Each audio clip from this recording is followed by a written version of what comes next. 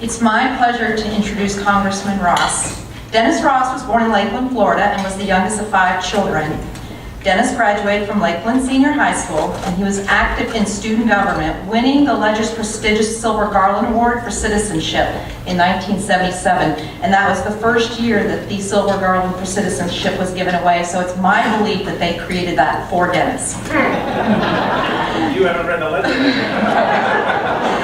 Dennis met his wife Cindy at this time, and it's not in his bio, but I love sharing this. How many of you remember Tom McCann's shoe store at Southgate? Dennis and I sold shoes there, shoes and purses, and Dennis was really good at it.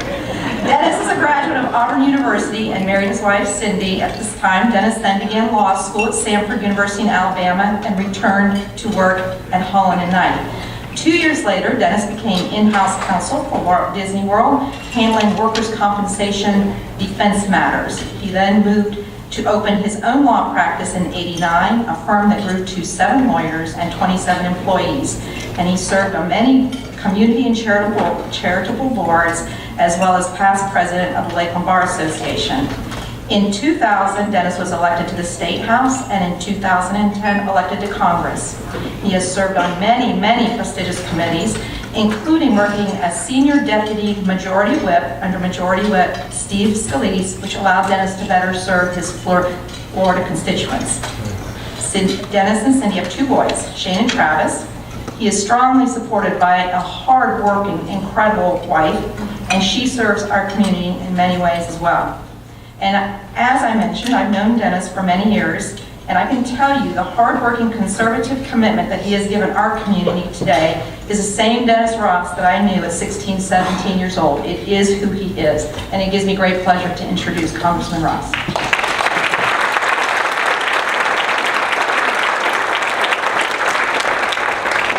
Thank you, and I'm a notary public too, which was not on there. It is an absolute honor to be here. One, to return back to my hometown. And Cindy sends her best. I'm going to go meet her later on today. Everything's fine, everything's good. Marriage is as strong as ever. If you haven't been to Washington, D.C. to have her tours, then you're missing out, and you've got 7 months left.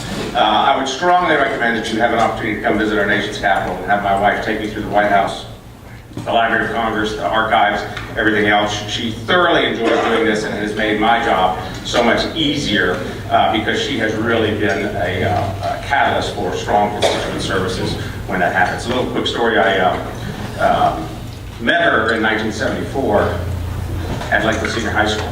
And she was running for class secretary at the time, and I convinced her, with pure motives of course, to run for president of her sophomore class, our sophomore class. She said that that was a man's job, and I said, no, it wasn't, but if you run for it, I'll run your campaign. She did, I did, she won, and still wouldn't go out with me.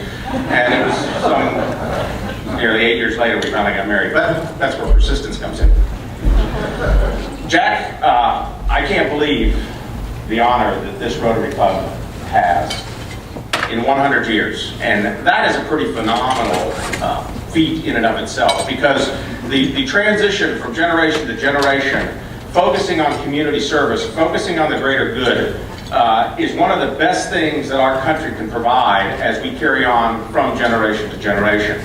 And when I look back and see that George Jenkins was one of your founders, and a quick story about George Jenkins, in 1976, Alice also went to the presidential classroom in D.C. I was chosen for that at Lakeland High School, couldn't afford to do it.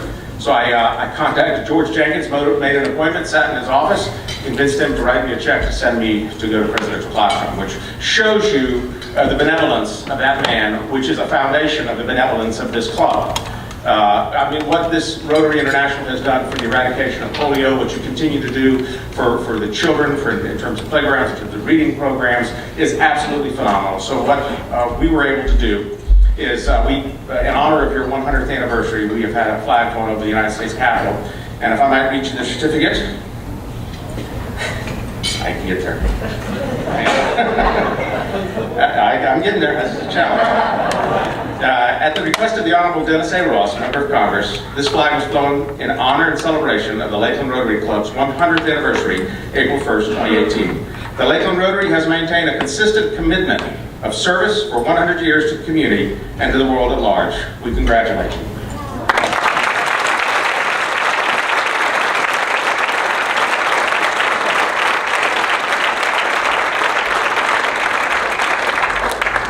So, I've got 32 minutes. I'll make it in 30. I want to talk to you just briefly what's been going on in DC from my perspective, regardless of what you might read, hear, or otherwise believe from your neighbors. Our economy truly has taken a turn for the better. We did a tax plan that was most monumental in the sense that we are at pre-World War II levels in terms of tax rates. We are at 4.1% unemployment, at an all-time low for Hispanics, blacks, and women.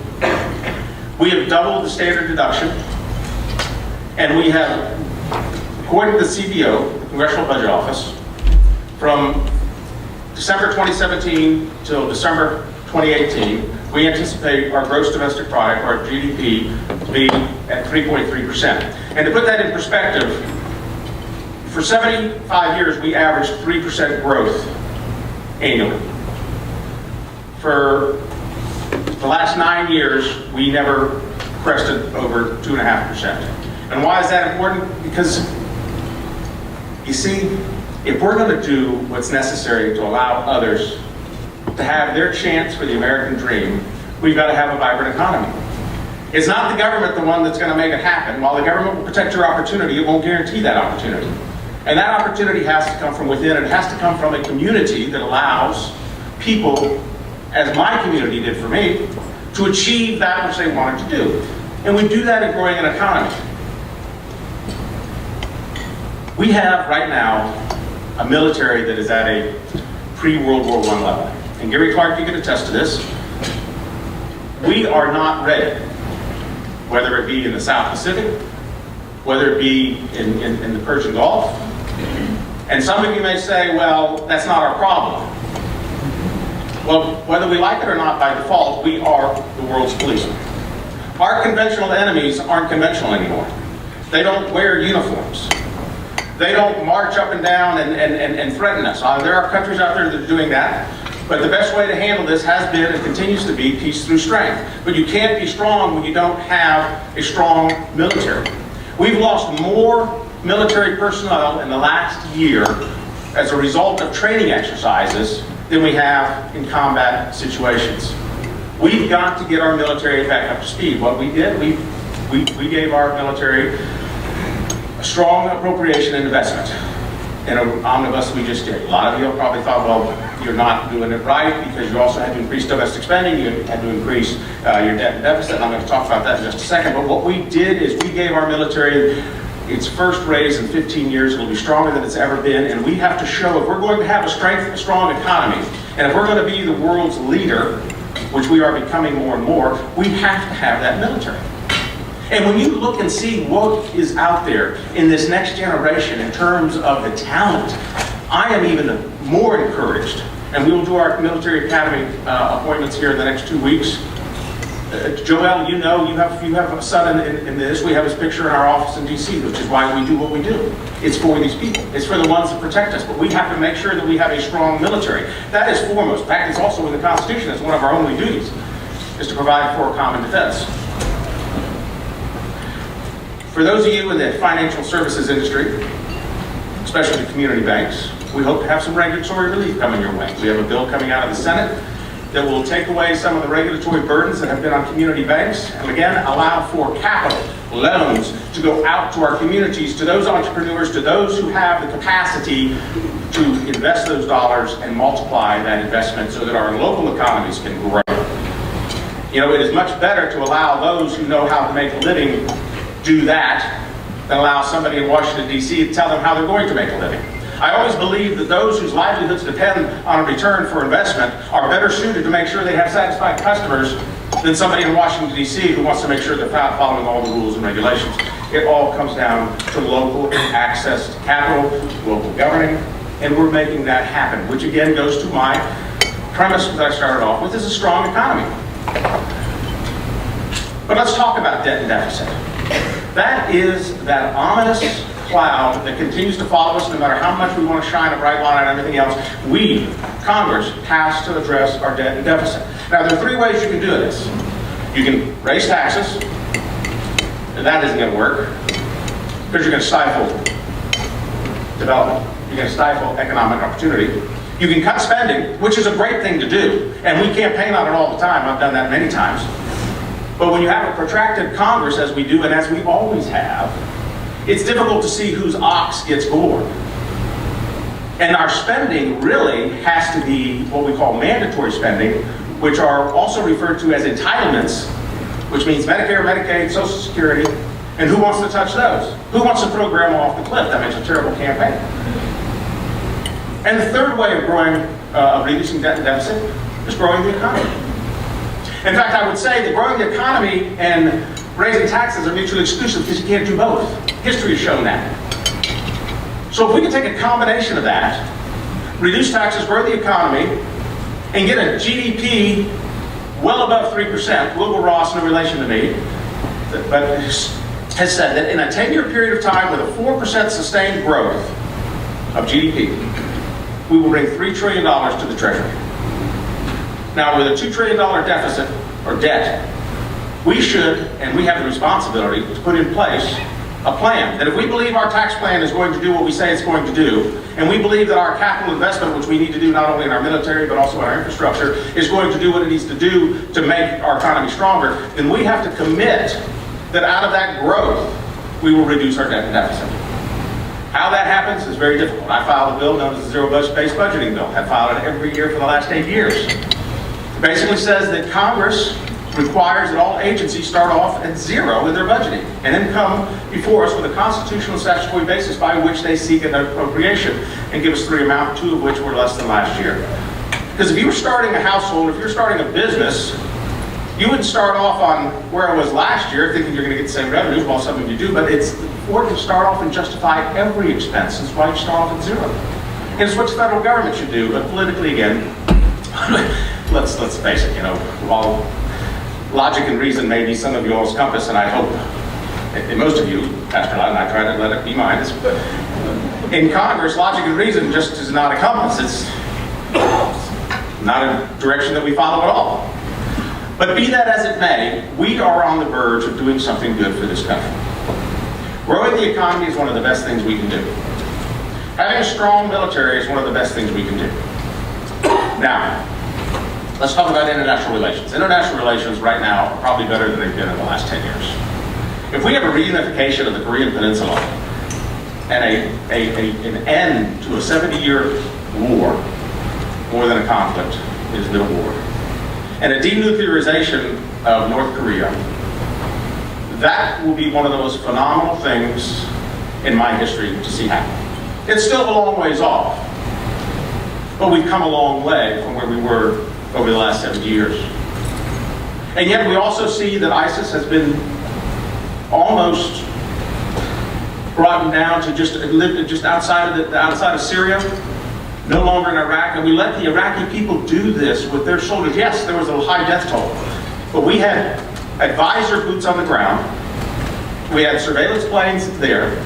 We allowed the Iraqis to fight this war to eliminate ISIS. And they had high casualties, but they did it themselves. And what you're seeing is a return to these villages.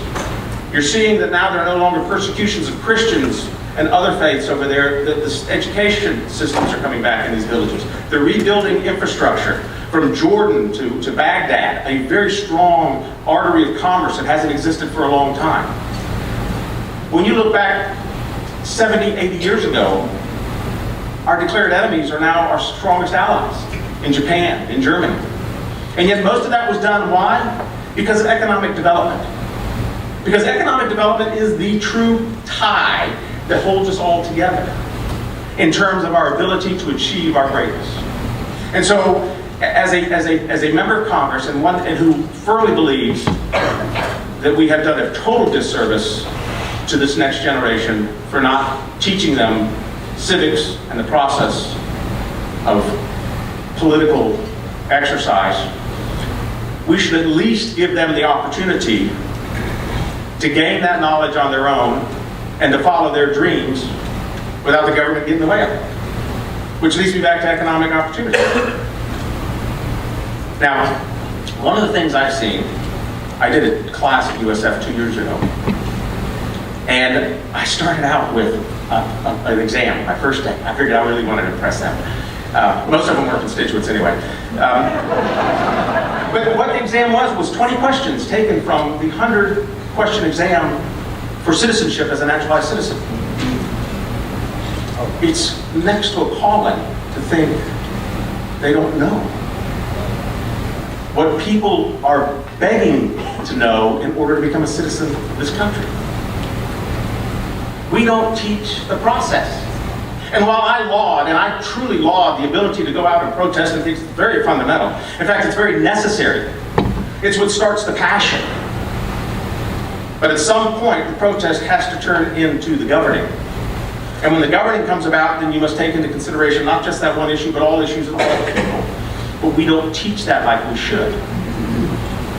I'll admit that in 1976, Alice and I were in high school together. I started the Polk County High School Young Democrats. We got our charter taken away because we supported Joel Ford for president, but it was the process. We would bring candidates in to go speak to the students. We would go out and go to conventions, but it was the process. Because you see, when they sat down some 240 years ago to try to create this experiment in democracy, they knew that it had to be a participant process. That citizens should come, put away their plowshares, put away their books, and come and serve in this form of government, and then go back. And it has worked dramatically well for over 240 years. And people will say, well, it's dysfunctional, it's stressful. Yes, it is. It was designed that way. This is a process that is not easy for those that are like-minded. You know, it was Bismarck who said it's like watching sausage being made. And it's true. It's not a pleasant process. And then when you throw into it the fact that you got to go out there and raise money to be involved in this process, it gets a little bit more complicated and a little bit more ugly. But yet it is still the best process ever known to mankind. And that in and of itself is a testimony why we need to make sure that we don't let this go away. So that the next generation who has this passion for gun control doesn't lose that passion. And they also have the same passion for texting and driving, for opioid abuse. We're losing over 60,000 people in deaths to opioid abuse. Where is that passion? Let's bring those passions together. Let's help encourage this next generation to understand that there is a process by which we can accomplish these objectives. And the influence that they can assert can be done so from within the halls of our city governments, our county governments, our state capitals, and our federal governments. We go back a week from tomorrow, yesterday. We go back to D.C. We're going to take on a Farm Bill. Farm Bill has what's called SNAP, Supplemental Nutrition Appropriations, which is food stamps. Highly controversial, but we put it in the Farm Bill. We're going to put in a provision there that's very controversial, but it's a work requirement for food stamps, and I think that's a good idea. I think one of the worst things we're doing to people is creating the sense of dependency that it's okay to sit because we want you to just sit, when in fact you have the ability. More importantly, you have the desire for dignity. And one of the best things that you will find about human nature is that work brings dignity. We are strangling you from opportunity by not requiring you to go out and find that which is going to better yourself. Instead, we send you a check. But it'll be controversial, and we'll see what happens. We also have a flood insurance plan that I've been working on forever. Flood insurance, National Flood Insurance Program expires July 31st. This time it's not touched by any spending bills, so may actually expire, which is going to make a lot of you realtors and bankers go crazy.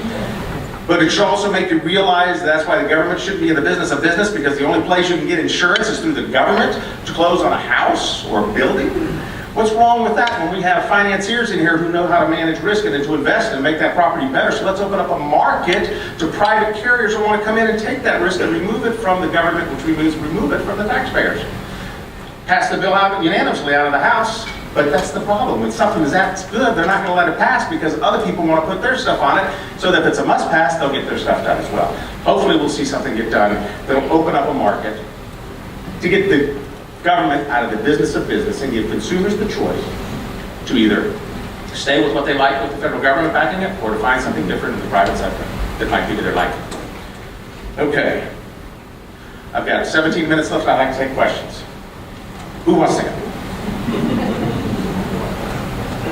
Health is great. Marriage is good. No scandal. No investigations.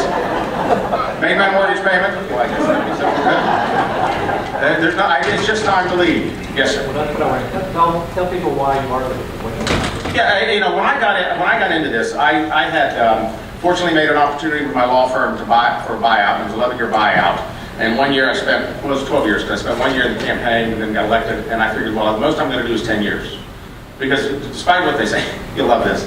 Members of Congress, we love to pander, and it's an incredible opportunity. It has been a blessing of a lifetime, but it gets a little expensive. Especially when you have a wife as dear as mine who has a lifestyle to which she has become accustomed. And in order to maintain that lifestyle to which she has become accustomed, I need to keep supplemental income coming in. And at the end of 10 years, I knew that supplemental income wasn't going to be there. So I knew that next term was going to be my last term. I mean, there just wasn't any way to continue to live in DC without living in my office. And I wasn't going to do that. So Cindy and I talked about this, and I said, look, if I go out now, this was almost 3 weeks ago, I said, if I go out now, I've got 7 months of being a lame duck. And if I go out in January, I'll have 2 years of being a lame duck. And I don't want to do that. I don't think it's fair. I don't think it's right. I think you have to have the passion. I think you have to have the enthusiasm. And they want to use you to make money. So it was best that we just made the decision. If we didn't make the decision 3 weeks ago, we wouldn't have made it at all. And I think that's what's good. I think you see Joel, you see a record number of members retiring. What's wrong with that? Really, what's wrong with that? You know, is it polarizing? Of course it's polarizing. Is this president unusual in his methods, his manners? The most unconventional guy I've ever seen in my life. And it's not that I subscribe to those methods. I wouldn't do it that way, but then I got to look at the results. And it was appalling for me the other night to see the White House Correspondents' Dinner. That's what we've become. That's what we become. It's time to get off this train and go back and say, wait a second, we can do better. We can raise this next generation so much better with so much more respect and civility and decorum. It's necessary. So while I'm getting out of the picture from elected office at this time, I'll stay active. I mean, it will continue to be a passion. Yes, sir.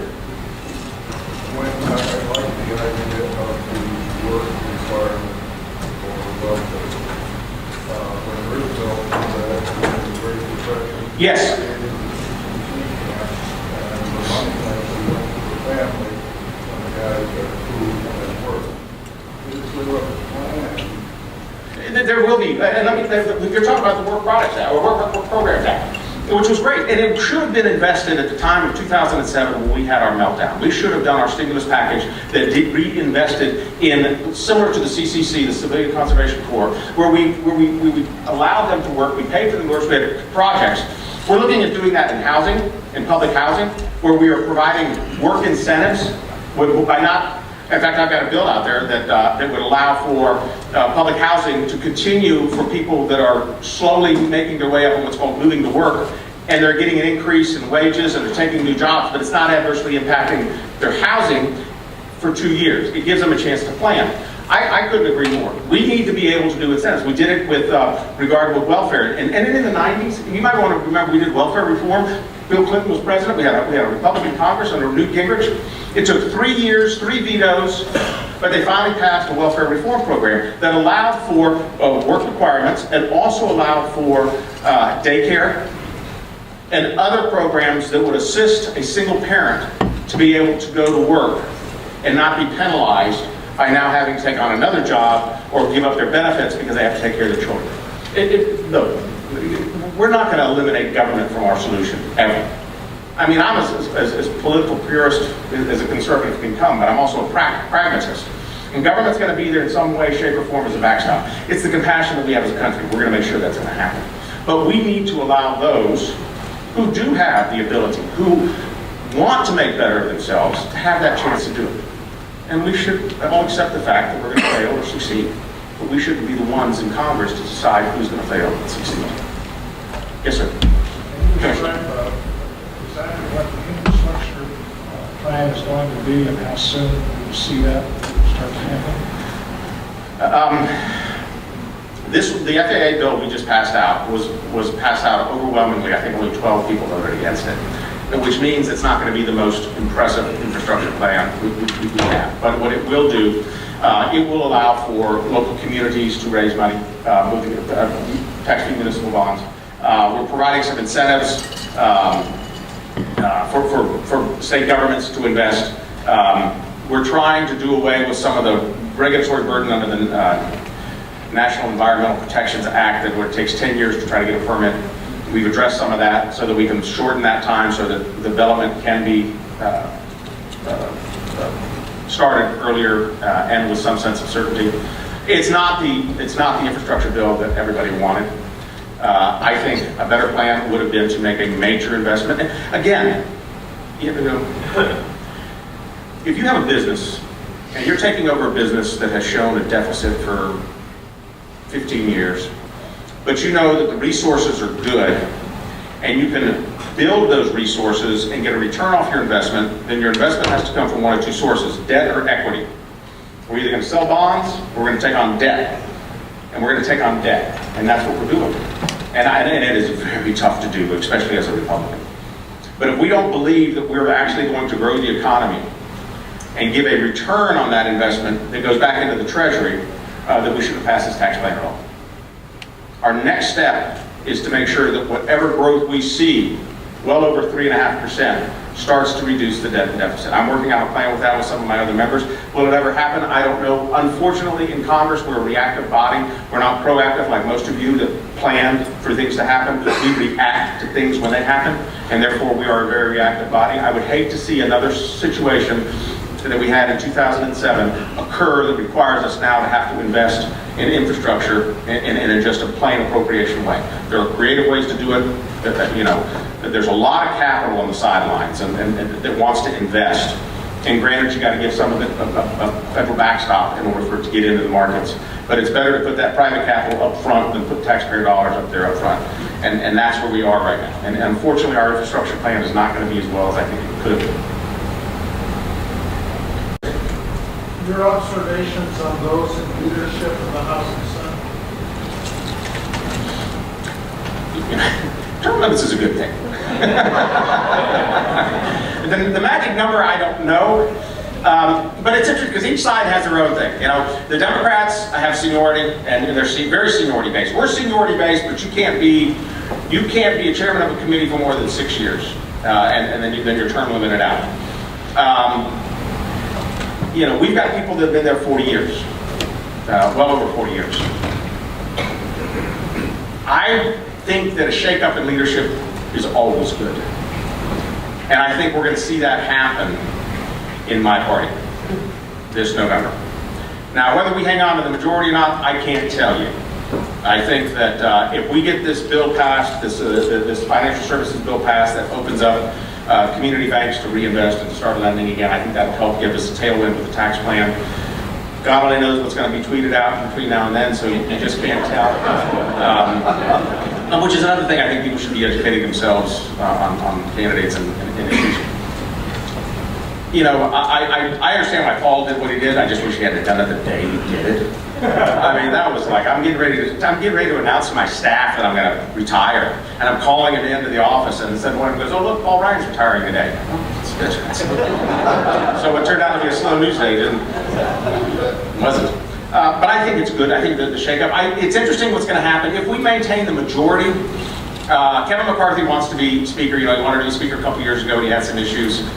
He's now endeared himself to the Freedom Caucus, which is well over 30 members that control who gets to be speaker, because they can all say we're not going to. And now, if he puts his people in chairmanships of committees, then he'll probably get that block. He'll probably get a nod from Trump, and McCarthy may be the speaker. I know Jim Jordan, who heads up, or was one of the founders of the Freedom Caucus, is looking at it. You have to have a majority first in order to even consider that. But there will be a shakeup in leadership on the Republican side. I do not anticipate that happening on the Democrat side. McConnell? With McConnell, you know,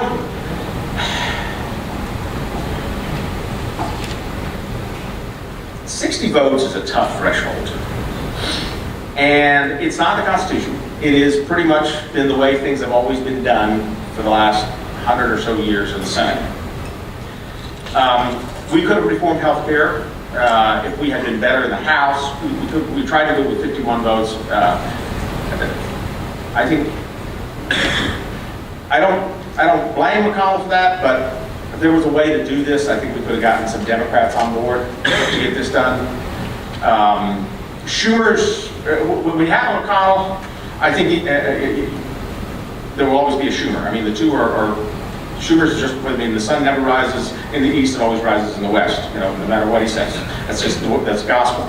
McConnell's there to bounce back into. I would like to see a change in leadership in the Senate. I just think that, you know, I felt like I was a stranger in my hometown 3 weeks ago, and I've only been up there for 8 years. Imagine for some of these people who've been up there for 30 years, you know, and you want them. I think you have to go through a cycle and change leadership, and you'll see that happen in the House side. I don't think you'll see it happen. You will see it happen in the Senate if they lose the majority in the Senate. You will see that happen. Yes. Anybody else? Yes, ma'am. Thank you, first of all, Congressman Dennis, for coming to speak. It's been excellent. The whole presentation, catching us up, I think was the biggest You're very thing. kind. Thank you. I'll try to phrase this correctly. The omnibus has already passed, but how do we as citizens in the future, when something is not known, totally understood, not fully read, it's happening over and over as I'm watching over the last 20 years. Now that it was again, I would like to know how I can, as a citizen, help to stop something or to look to whoever's in the presidency to stand up and have enough guts to say, I'm going to take a hold of both the houses and say, stop, you don't get a raise. I'm going to have everybody read this now, everybody, and let the citizens of the United States know what's going to cross the desk. How do we help that process so that we don't become upset with both sides or a president? I want to see unification. I want to see people acting like grown-ups in the government. So how do we, am I making my question? You're making your, I believe me, I understand it entirely. Let me give you an example. Okay. Earmarks. Earmarks are not done in the House anymore because politically it was very unpopular. Why? Because we knew people at the polls, those who vote. Now, for those who don't vote, we're not going to target you. You're not going to hear from us. You can yell and scream all you want, but we go to the people that we know they're going to vote. And we were hearing from the people that vote, and we don't target you for 4 for 4 every 4 years you vote in all 4 elections. We know who you are and we give you a rank of things. Earmarks is one of them. Earmarks is a fraction of what we appropriate, but we thought that because politically it was bad for us, we did away with it. That didn't mean the Senate or the President do away with it, but we don't do it because politically it wasn't right. It has to come from a citizen's initiative.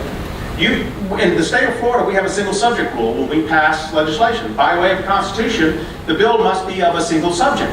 In Congress, it can be about anything, which is why every must-pass bill, which is why we have all these fiscal cliffs, which is why I have all these deadlines. The only way you're going to correct that is either get a group of members of Congress that are really holier than anything I've seen to be able to say, we're just going to do this and that's it, which I think you've got a better chance and a much better chance to starting a citizens initiative to make it an issue.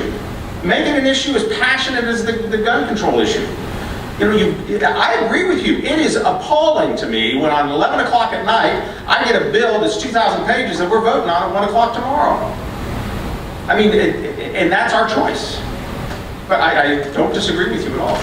Yes? Is there any movement on both sides to try to move toward the middle on these key issues? There will be, once you see the end of this election, because I think you're going to see whoever gets the majority is going to be a close majority, and it's going to force parties to work together. And that's not a bad thing. I mean, my mom was a lifelong Democrat, my father a lifelong Republican. And they never got up from the table and yelled at each other over politics. You know, they bragged about how they canceled each other's vote out. So what is next for you and Cindy? Didn't think that one all the way through. Now, one of the things I'm going to do is I'm going to work in the academic environment. I'm looking at some options there to work at the collegiate level on helping these next generation of students understand the process. And then what I say is so true about being able to vote. I mean, you figure of all the people that are eligible to register to vote, only half ever register to vote, and of all those who register to vote, only half of those ever vote, which means you got 25% of the people that are eligible to register to vote running this country. So what do we care about the other 75% of you? If we know you don't vote, we're not going to target you. But our next generation doesn't know that. They don't know what it takes to build this process. So one of the things I want to do is do that. I'd like to stay in the process. I think it's important, especially with Cindy as strong as she is as a supporter, to be able to show that you can balance this and then come back and still lead a fairly good life. So I didn't really quite think it through yet, but we got 7 months. Anybody else? Yes, sir. Chance of having meaningful campaign finance reform, do you think that would be good for? Yes, campaign finance reform is transparency. Transparency. And one of the things I want to tell you about, I love this story. In 1996, I ran for the state senate. I don't know if you all remember that or not. Probably not, and that's a good thing because I came in second. And the guy I ran against was Rick Dancer, great guy. And I got lambasted by the Ledger in that campaign because we did a negative ad that said if he believes so much in public schools, why does he send his kids to private school? I was like, oh my God, this is that. Rick and I have become dear friends. Rick and I have talked about getting together and doing a bipartisan issues group to bring up issues that are of bipartisan nature, so that we're able to, talk about bringing the sides together. Because no one party has a monopoly on good ideas, and we want to be able to do that. And I think, it will happen again. It may happen by a catastrophe. But I'm hopeful that those of us, which is why I want to instill those that have liberal leanings to get involved in the process. Convince me otherwise. My mind is open, not as open as probably most would think it is, but it's open. If you can convince me otherwise, I think that discourse, that exchange is very good, and it's one o'clock. So, thank you.